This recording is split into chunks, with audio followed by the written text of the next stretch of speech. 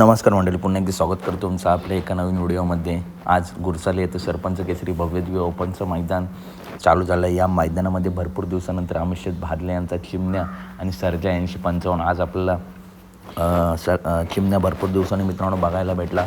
प्रेक्षक आतुरले होते कधी येणार, परंतु मित्रांनो रिकव्हरी चालू होती चिमण्याची आणि आज मैदानामध्ये आला आणि गट क्रमांक 7मध्ये मित्रांनो पहिल्याच मैदानात भरपूर महिन्यानंतर मित्रांनो गटपात झाला.